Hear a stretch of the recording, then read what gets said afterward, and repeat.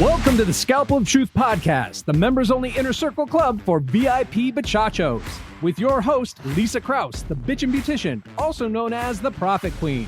And don't worry, the cursing and salty language is already included in your club fees. As a business consultant with over 30 years in the industry, Lise is a no-nonsense profit strategist, international speaker, motivational sales trainer, and thought leader. Known for her bold, unapologetic style, she coaches med spa owners, managers, and providers all over the world to become high-end profit powerhouses. Her practice growth strategies are sharp, her stories even sharper, and her panache for bringing the spice, the sharpest. So get ready to transform your practice into a wildly successful luxury brand. Buckle up, bitchachos.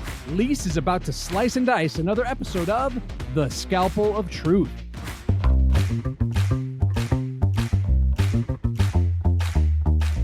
Welcome back to the Scalpel of Truth podcast. I'm your host, Lise, the bitchin beautician, your no bullshit profit strategist and business consultant. And today's episode is not a drill.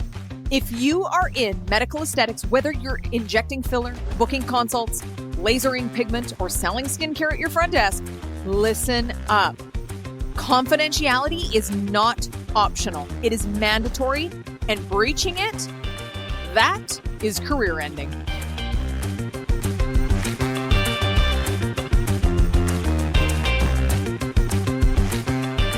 Here's the legal part I need to read.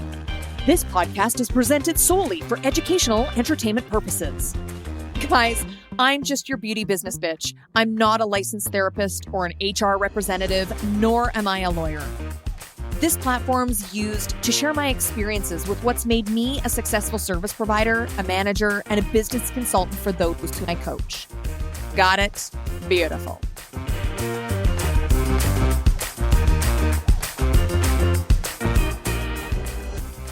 Today's sneak peek is going to open up something that I'm seeing more and more every day in this industry.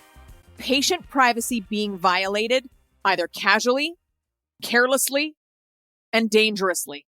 And the kicker here is it's not always the licensed providers that make the mistake. It's often the laser tech, the esthetician, the receptionist.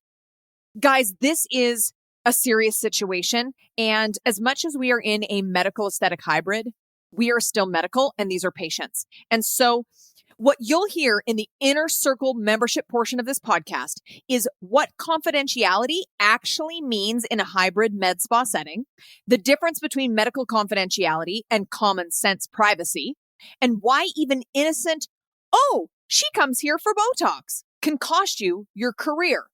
The exact language to include in your staff contracts, what constitutes an immediate termination, no warnings, no second chances when it comes to confidentiality breach, and then real life examples of how gossip can lead to lawsuits, why your front desk and junior staff or team members need to be just as ironclad as your license holding RNs, LPNs, and NPs. I'm going to start with a little bit of a sneak peek. A truth bomb here is you're not in the beauty industry. You're in the medical aesthetic industry. And that medical part becomes weight with legal obligations, with liability. Patient history is private. Medications are private. Past medical surgeries, allergies, hormone therapies, cosmetic surgeries, all private. Even the fact that someone is a patient is private. I'm going to tell you a little story of when I used to work downtown Calgary. If you're not familiar with the Calgary Stampede and you live in North America, at least, you are living under a rock. So Calgary, Alberta hosts a glorious, massive stampede. And the clinic that I used to work at was downtown in Calgary, where a lot of the stampede parties would take places at bars and things like that.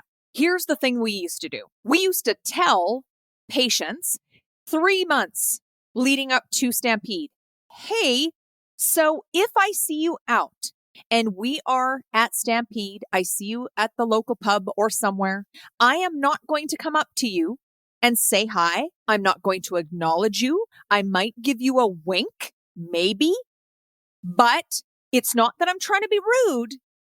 It's just for patient confidentiality." This is something we had to start doing because what would happen is we would see people out. And I remember seeing a gentleman that I was doing laser hair removal treatments on his back. And he was with a bunch of his corporate buddies at a club that's very well known, used to be called Cowboys. It's no longer, but used to be called Cowboys in Calgary. We were all at Cowboys. I saw him and he immediately, the look on his face, and he booked it. Like he was out of there. And so he was standing with his friends and I was like, oh my gosh, he thinks I'm going to come up and say hi. And then people are going to be like, how do you know that girl? And he's going to be like, oh, she lasers my back hair. And if he's not told his friends and he wants to keep that quiet, that would out him in public. And that's a massive breach of confidentiality. Then the opposite would happen where, you'd be out at one of these local pubs and people be drinking. And I'd have girls like scream and run over to me and be like, oh my gosh, she's the one that does the laser hair removal for me on my bikini and underarms. And her friends were like, oh my gosh, let's have a consult right here. But I would sometimes be mortified because then it's like, oh my gosh, okay, so yeah, I've seen her in other regions. It's just a thing, especially if you're out in public and you're drinking and it's the confidentiality. It's the whole bit. That's just a tale I am telling you on what I dealt with in clinic and how we prepared people to let them know that we wouldn't be able to say hi. Because here's the other thing that we had run into at Stampede's, very social. So there was a couple of times where people would be like, hey, I thought I saw you at Stampede, but you basically ignored me. I've spent a lot of money here at your clinic. And the fact that you acted as if you didn't know me, that's pretty rude. Kind of hurt my feelings. That happened a couple times because you get to be friends with patients. And you know what I think about that is you can be friendly, but you don't want to be friends. But these things happen too. So I think that it's not a bad idea to look at explaining that to a patient around their consult time to say, this is why confidentiality we take very serious. This is why if I ever saw you out in public, it's something to address. And obviously it makes you look more professional. That is a real world example. I'm going to give you a couple other examples. Imagine you casually say to a friend at a party, oh yeah, hey, I know that girl. She comes in all the time for lip filler. You just exposed a private medical aesthetic treatment, which is a breach. And if that patient finds out that you said that and is pissed and reports it, you're liable. Your employer's liable. The nurse or license holder could lose their license. The clinic would get sued and you could be fired on the spot. What should be clear in every contract is what I'm breaking down in the inner circle. The exact language I recommend for confidentiality clauses, what constitutes immediate dismissal, how to handle breach protocols, and why every single team member, license or not, needs to sign a confidentiality agreement before anything starts day one setting foot in the clinic. Let me be clear. Just because you don't have a license to lose doesn't mean you don't have a job to lose. Confidentiality breaches are a terminable offense. There is no, I didn't know. There's no, I thought it was okay. There's only, did you protect the patient privacy? Or did you put the business and your credibility at risk? And the reputation of the business at risk. So if you're a clinic owner, this is non-negotiable. Non-negotiable leadership standard. If you're a provider, your license is on the line or your job's on the line. And if you're an admin support staff, it's a part of your professional integrity. Even if you don't have a license to lose, you certainly have a job to lose. If you are wanting the full episode of Pearls, now you can tell I'm getting heated. It's going to be a spicy one. It's going to be coming with fire. So I would recommend that you go to scalpeloftruth.com and join Club Bachacho. Then you get full access to the Inner Circle episodes.